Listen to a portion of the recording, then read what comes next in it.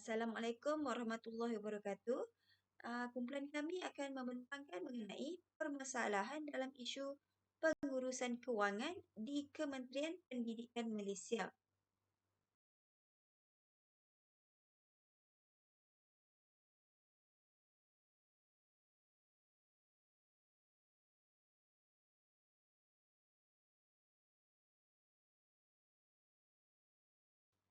Ahli kumpulan kami terdiri daripada saya Nurul Akmal binti Muhammad Zuki, nombor metrik 282990, Nur Yusra binti Abdul Qadir, nombor metrik 282832, Nur Aniza binti Nasuha, nombor metrik 282984 dan Joti Malar anak perempuan Arul Sebastian Michael dengan nombor metrik 269362.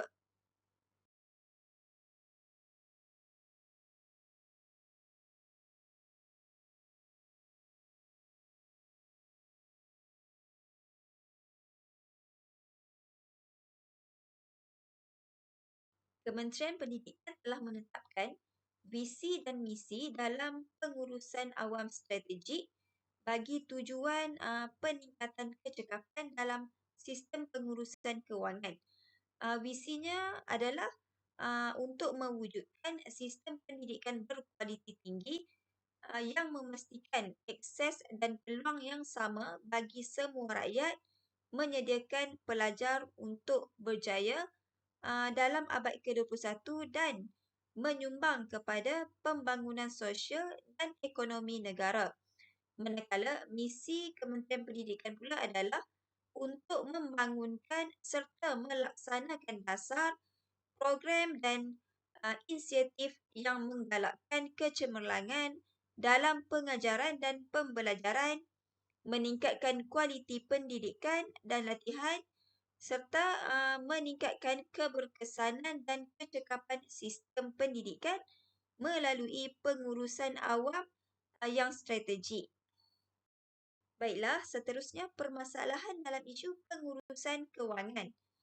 Sektor pendidikan di Malaysia mengalami jurang pembiayaan selama beberapa tahun. Ianya disebabkan oleh kelemahan daripada pihak pengurusan yang kurang cekap dalam menguruskan pengurusan kewangan mereka. Terdapat kekurangan pemantauan dan juga penilaian yang betul terhadap amalan pengurusan kewangan yang diamalkan dalam sektor pendidikan.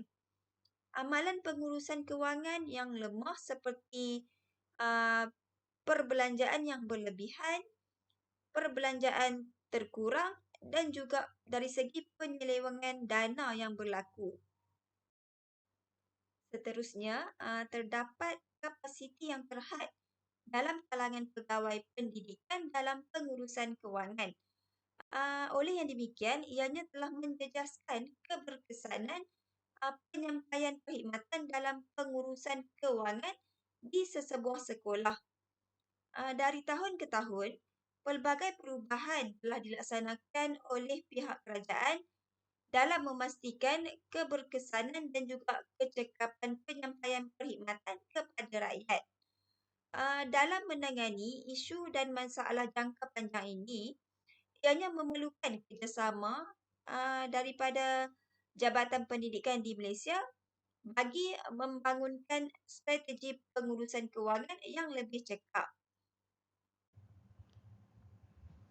Okey, nama saya Nur Yusra binti Abdul Qadir, nombor metrik 282832, akan meneruskan berkenaan dengan analisis persekitaran, di mana faktor luaran bagi analisis persekitaran luaran ini dapat dibahagikan kepada dua situasi lah, iaitu dalam bentuk peluang ataupun dalam bentuk ancaman.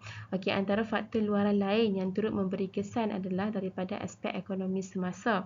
Ini kerana apabila negara berhadapan dengan situasi yang tidak dapat dijangka.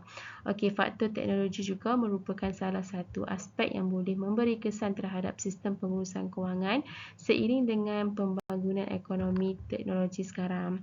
Oleh hal demikian, dengan pembelian aset yang berkaitan dengan teknologi sangatlah memerlukan dana yang banyak, secara tidak langsung akan turut memberi kesan kepada persekitaran. Baik. Okey, dalam situasi peluang bagi analisis persekitaran luaran ini pula dapat dibahagikan kepada 3 faktor utama. Antaranya adalah dalam bentuk politik. Okey, faktor ekonomi yang turut membantu dalam pengurusan kewangan dalam bidang pendidikan ini adalah bantuan geram per kapita. Menerusi faktor teknologi pula adalah menjadi peluang dalam bidang pendidikan khususnya. Faktor dalaman bagi analisis persekitaran dalaman dapat dibahagikan kepada dua situasi, iaitu dalam bentuk kekuatan serta dalam bentuk kelemahan. Okey, selain daripada antara faktor yang menyumbang kepada kelemahan pengurusan kewangan di Jabatan Pendidikan adalah disebabkan oleh kurangnya kemahiran dalam penggunaan teknologi.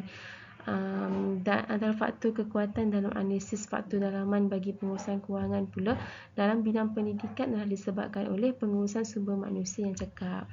Jadi, perancangan yang efektif perlulah dibuat oleh pengurusan tertinggi sekolah untuk melaksanakan pengurusan kewangan yang lebih cekap dan berkesan.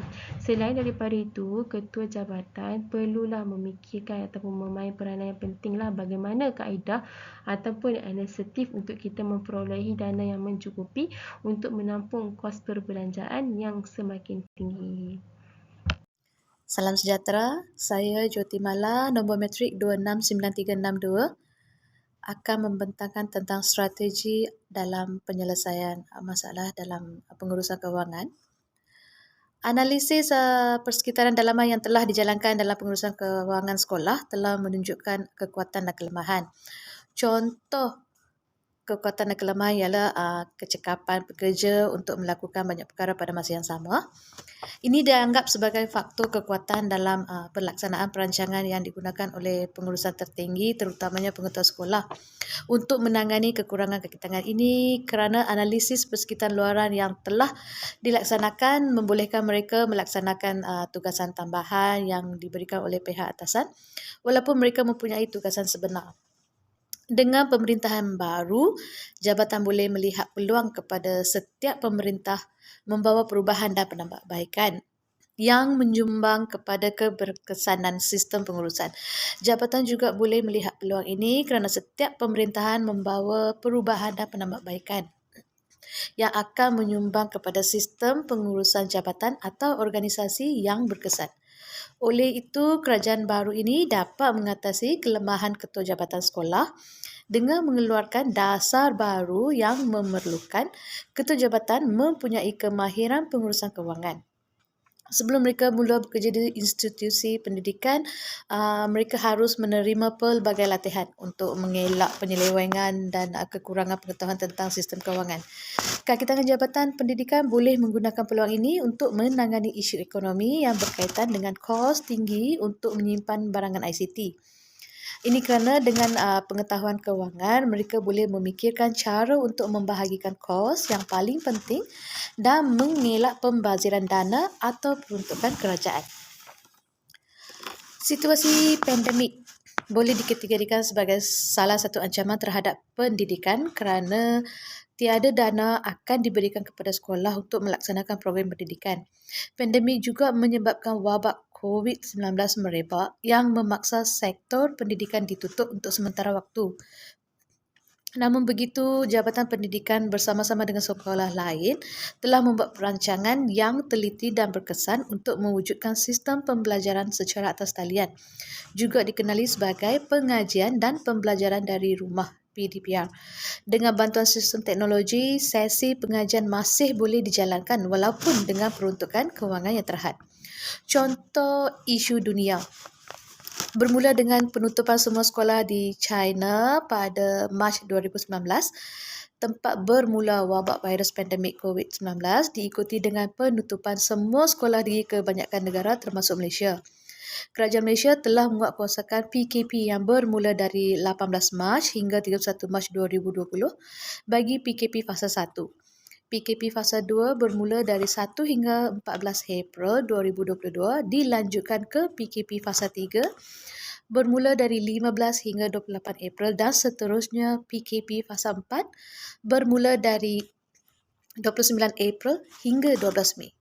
Laporan penutupan sekolah akibat COVID-19 telah dikeluarkan dalam laporan Pertubuhan Pendidikan, Sains dan Kebudayaan Pertubuhan Bangsa-Bangsa Bersatu UNESCO, Tabung Kanak-Kanak Pertubuhan Bangsa-Bangsa Bersatu UNICEF dan Bank Dunia membabitkan lebih 150 negara antara Mei hingga Oktober tahun 2020 yang lalu. Menurut laporan itu, berbanding krisis terdahulu, COVID-19 meninggalkan kesan teruk terhadap pendidikan kanak-kanak, terutama di negara miskin. Lebih separuh negara terbabit dalam laporan itu terpaksa menangguhkan peperiksaan penting antara 4 hingga 12 minggu dan ada yang terus membatalkan peperiksaan. Kalau ikutkan contoh isu di Malaysia, Malaysia tidak terlepas dari bencana ini. Di negara Malaysia, penutupan sekolah akibat COVID-19 menjejaskan taksiran pembelajaran. Hampir 36% atau 1.8 juta pelajar tiada akses pembelajaran dalam talian dengan pelbagai faktor. Sebanyak 52% pelajar di Sabah tidak mempunyai akses internet dan telefon pintar, komputer atau peranti mudah alih lain untuk memastikan sesi pembelajaran dan pemudahcaraan PDPC dalam talian berjalan lancar sepanjang Perintah Kawalan Pergerakan PKP yang memasuki fasa keempat sejak dikuatkuasakan pada 18 Mac. Sejak tular video seorang pelajar Universiti Malaysia Sabah UMS memanjat pokok bagi mendapatkan capaian internet, semakin ramai tampil berkongsikan keadaan serupa di kawasan pendalaman Sabah dan Sarawak. Pembukaan persekolahan semula membuka satu lembaran untuk menukar gerak kerja, tetapi pada masa yang sama ke arah tuntutan falsafah pendidikan negara ke arah perkembangan individu yang holistik. Beberapa langkah perlu dikenal pasti selain mata kita tertumpu kepada SOP yang tidak mengenal darjat, pangkat dan sosioekonomi. Apabila pendedahan tinjauan kebangsaan kesihatan dan morbiditi NHMS 2019 mendapati 424,000 kanak-kanak Malaysia mengalami masalah kesejahteraan kesihatan mental dan ia adalah penggerak kepada negara untuk bangkit daripada lena. Satu faktor yang kuat dalam sistem pentadbiran kewangan sesebuah sekolah ialah keupayaan ketua jabatan untuk menguruskan setiap bawahannya dengan baik. Memantau mereka untuk mengetahui sama ada mereka cekap dalam melaksanakan tugas atau sebaliknya adalah salah satu cara yang digunakan. Sekiranya pemantauan menunjukkan mereka tidak mempunyai pengetahuan yang mencukupi tentang bidang itu, ketua jabatan harus menghantar mereka untuk menghadiri kursus atau taklimat yang berkaitan dengan bidang sistem pengurusan kewangan. Kecacatan dalam sistem pengurusan kewangan boleh diselesaikan. Oleh itu, bahagian pengurusan kewangan harus menggunakan peluang yang diberi oleh kerajaan untuk membahagikan geran per kapita dengan memberi tumpuan kepada keperluan yang paling penting. Setiap tanggungjawab akan dapat dilaksanakan dengan lebih cekap dan berkesan jika sistem pengurusan kewangan sekolah berfungsi baik. Contoh isu-isu dalam sistem pentadbiran kewangan sesebuah sekolah. Yang pertama, pengetua atau ketua jawatan tidak jelas dan memahami tanggungjawab yang diberikan. Penurunan kuasa otonomi kepada pengetua akan mengurangkan kerana birokrasi seterusnya dapat mengurus kewangan dengan lebih cekap dan berkesan. Penurunan kuasa terbatas di beberapa negeri, daerah dan institusi masih bergantung kepada kementerian dan dalam pergerakan dana peruntukan. Kepimpinan pengetua atau peranan pengetua adalah merupakan pembuat keputusan terakhir dalam pengurusan kewangan sekolah. Sikap integriti, accountability dan usaha bagi memastikan setiap pengurus sekolah mempunyai tahap ilmu dan usaha dalam pengetahuan dan kemahiran dalam bidang kewangan supaya dapat membuat pemantauan dan pemeriksaan kepada staf bawahannya. Sumber-sumber sokong yang keempat, sumber-sumber sokongan seperti staf yang mahir dan kemudahan prasarana seperti komputer yang cukup untuk memastikan pelaksanaan pengurusan kewangan yang berkesan.